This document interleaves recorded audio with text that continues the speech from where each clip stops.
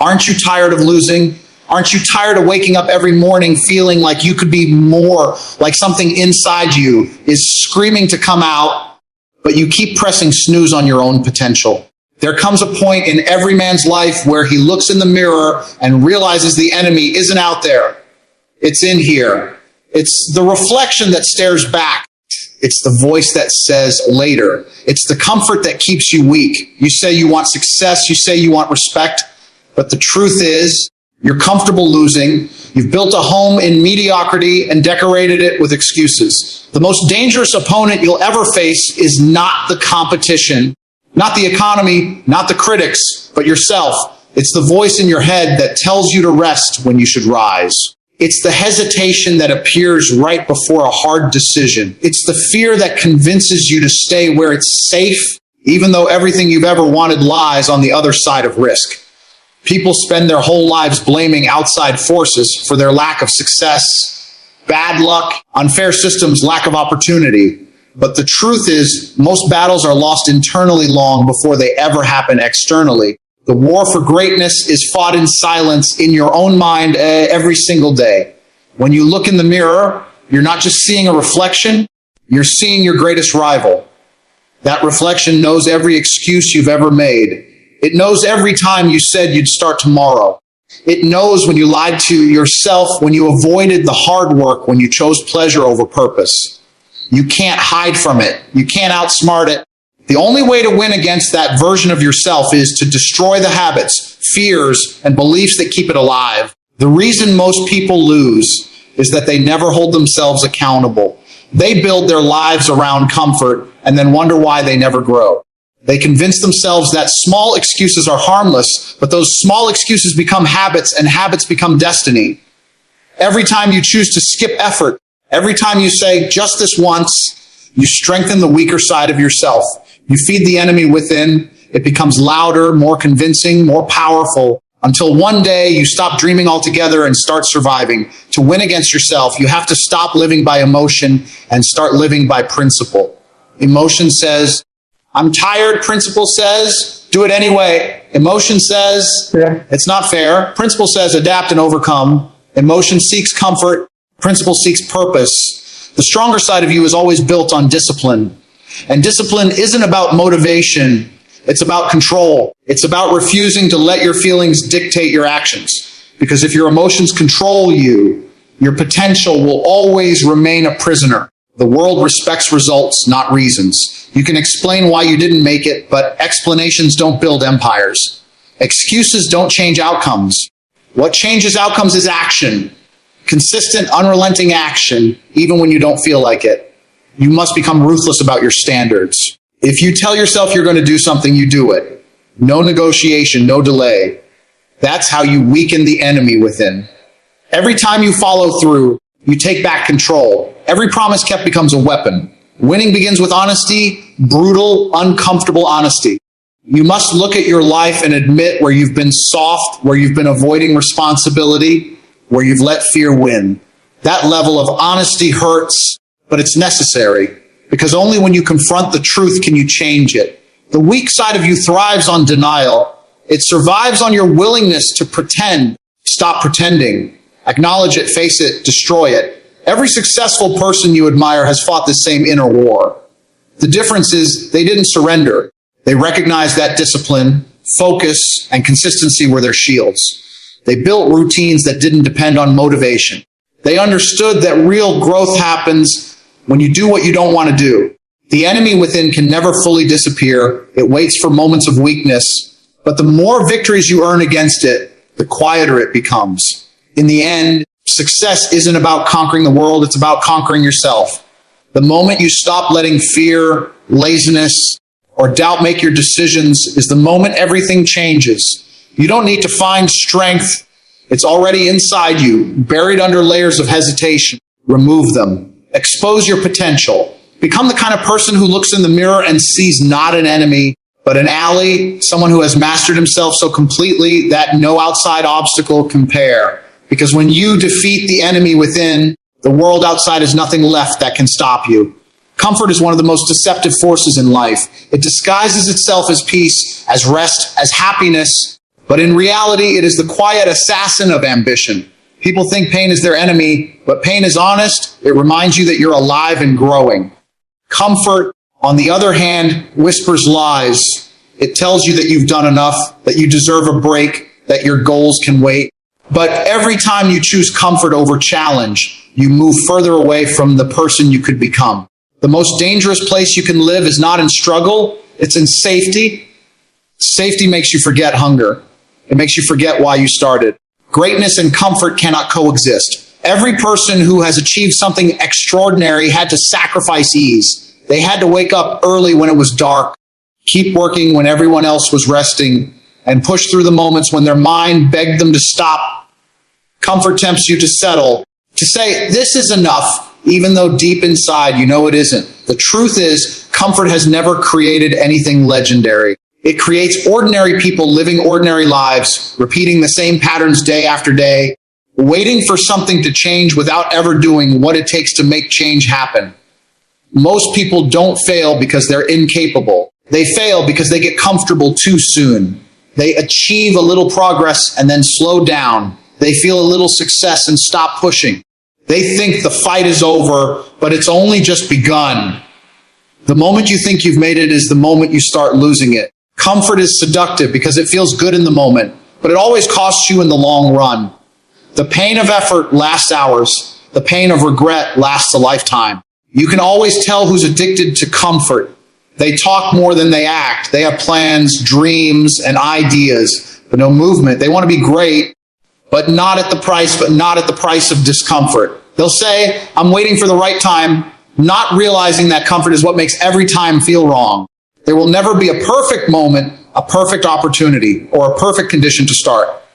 The only perfect moment is now, and the only real comfort you should crave is the comfort that comes from knowing you gave everything you had. To grow, you must deliberately step into discomfort. You must train your mind to see struggle as normal, not as punishment. You must learn to sit in situations that test your patience, your focus, and your resilience. When you choose discomfort voluntarily, life stops controlling you. You become stronger, harder, sharper. You stop running from challenges and start running toward them because you understand that every challenge makes you more dangerous to your limits. Comfort is easy to find, but greatness is forged only in difficulty. Think of every person who's achieved something remarkable. They all share one thing in common. They were willing to suffer longer than most. They didn't see pain as something to avoid, but as a signal that they were improving. That's why they kept going when others quit. They trained their bodies and minds to operate under pressure, to perform when exhausted, to stay focused when distracted. And while the comfortable people slept, they built empires. While others rested, they refined themselves. The reason comfort is so powerful is because it's invisible. You rarely notice when it takes control. It starts with small things, skipping a workout, postponing a project, sleeping a little longer, and before you realize it, you've built a life around avoidance. But there's a simple truth: growth is never painless. You can't evolve by staying where you are. You can't become stronger by staying safe. Everything you want is beyond the line of comfort, and crossing that line is the only way to reach it. When you train yourself to embrace discomfort, you start to live differently. You stop waiting for motivation because you understand that comfort will never produce it. You stop chasing ease because you realize ease doesn't make you proud. You begin to find fulfillment in effort, satisfaction in struggle, and power in persistence. That's when everything changes, when discomfort becomes your home and growth becomes your nature. Comfort will always try to pull you back, but you have to remind yourself comfort doesn't love you, it only uses you. It gives you short-term pleasure and long-term weakness. The moment you start rejecting comfort, you reclaim control over your destiny. Because the truth is, the man who chooses comfort will serve the man who chooses struggle. And in life, you're either growing or decaying. There's no in between. If you want to rise, you must make discomfort your daily companion. Only then will you realize that the path to greatness has never been comfortable, but it has always been worth it. Success has never been about luck, talent, or timing. It has always been about consistency. The ability to show up every single day, no matter how you feel, no matter what's happening around you, is what separates the dreamers from the doers. People romanticize success as if it's a moment of magic, as if one big breakthrough suddenly changes everything. But the truth is, success is built in silence through thousands of small, unseen repetitions. It's in the early mornings when no one is watching, the late nights when everyone else has stopped, and the days when motivation has completely disappeared, yet you keep going anyway. Consistency is the bridge between goals and results, and the reason most people never cross that bridge is because they walk halfway and turn back when it gets hard. Every person who's achieved greatness started where you are, uncertain, inexperienced, and full of doubt. The difference is that they didn't stop. They made discipline a habit, and that habit turned into momentum. Momentum is what turns small progress into unstoppable power. But momentum only comes from repetition. You can't work hard once and expect a miracle. You have to work hard until effort becomes your identity. When you train your body, your mind, and your spirit every day, you start to become what you practice. You stop saying, I want to be successful, and start living like someone who already is. Most people fail not because they don't have what it takes, but because they keep starting over. They'll work hard for a week, then stop for a month. They'll commit when they feel inspired, then vanish when it fades. But success doesn't care about your feelings. It only responds to your actions. Consistency means doing what needs to be done, even when it's boring, even when it's repetitive, even when there's no immediate reward. The truth is, consistency is often unglamorous. It's repetitive, quiet, and lonely. But that's exactly why it works, because few people have the patience to endure it. If you truly want to separate yourself from the crowd, master consistency. Show up on the days when everyone else is sleeping. Stay focused when distractions appear. Push through when it's uncomfortable, because every single time you follow through, you're casting a vote for the person you're becoming. Each day you stay consistent, your confidence grows. And confidence is built, not born. It's the byproduct of repeatedly proving to yourself that you can rely on your own word. You start to believe in yourself because your actions back your intentions. There's a simple truth in life: the discipline will always outlast motivation. Motivation comes and goes like the weather. It's easy to feel inspired after a win or a good talk, but discipline stays. Discipline is the promise you keep to yourself when no one's watching. It's what drags you out of bed when your mind says no. It's what keeps you training, studying, improving, even when the results aren't visible yet. That's why consistency is the foundation of all mastery, because consistency turns discipline into destiny. Every skill, every achievement, every transformation follows the same formula: effort multiplied by time. The more consistent the effort, the shorter the time. You can't rush the process, but you can respect it. You can't control the outcome, but you can control your input. If you keep showing up, keep refining, keep learning, eventually you'll reach a point where progress feels inevitable. That's the reward of consistency. It creates certainty. You no longer hope things will work out. You know they will, because you've built the habits that make success unavoidable. The hardest part about consistency is that it doesn't always give you instant results. You'll work for months, sometimes years, before you see the reward. And that's where most people quit. They plant the seed, but never wait long enough for it to grow. But consistency is like compound interest. It looks slow at first, then suddenly it multiplies. The longer you stay at it, the more unstoppable you become.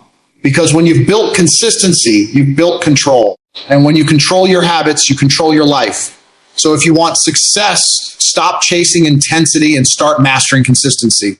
Don't worry about being the fastest or the strongest. Just be the one who never stops showing up. Be the one who keeps moving forward no matter how many times it gets hard. Because the world doesn't reward occasional effort. It rewards relentless persistence. Consistency is the foundation upon which every dream stands. Without it, even the best intentions collapse. With it, even the smallest efforts can build empires.